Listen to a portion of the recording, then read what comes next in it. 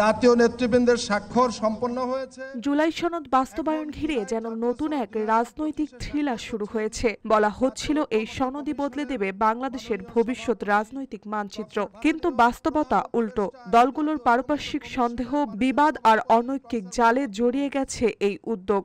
এর মধ্যেই অন্তর্বর্তী সরকার ভাবছে জাতীয় নির্বাচনের দিনই কি একযোগে গণভোট আয়োজন করা সম্ভব। উত্তর এখনো অনিশ্চিত, কিন্তু আলোচনায় উত্তপ্ত, উত্তেজনা চরমে। আমরা এই 6 কমিশনের চেয়ারম্যানদের নিয়ে বৃহস্পতিবার উপদেষ্টা পরিষদের এক অনির্ধারিত বৈঠকে প্রধান উপদেষ্টা অধ্যাপক মোহাম্মদ ইউনূস সরাসরি প্রশ্ন ছুড়ে দেন। গণভোট হ্যাঁ নাকি না। উপদেষ্টাদের বেশিরভাগই বলেন একই দিনে জাতীয় নির্বাচন ও গণভোট আয়োজন করা হোক, কিন্তু বাইরে রাজনৈতিক অঙ্গনে যেন এক বিভক্তির মানচিত্র।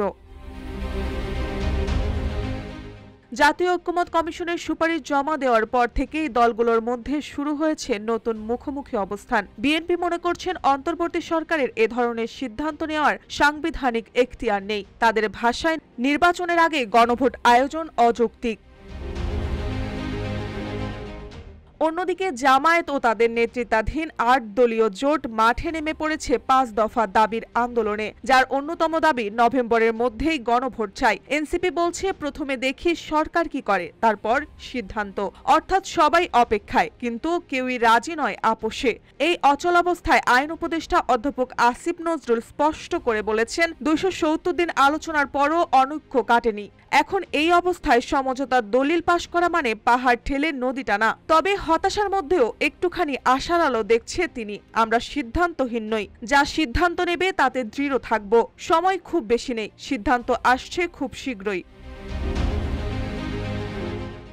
আইন উপদেষ্টা আরও নিশ্চিত করেছেন ফেব্রুয়ারির প্রথম দিকেই জাতীয় নির্বাচন আয়োজনের প্রস্তুতি চলছে। অন্যদিকে পরিবেশ ও জলবায়ু উপদেষ্টা সৈয়দা রিজওয়ানা হাসান জানান সরকার সব প্রস্তাব পর্যালোচনা করছে, দ্রুত জানানো হবে কিভাবে এগোনো হবে।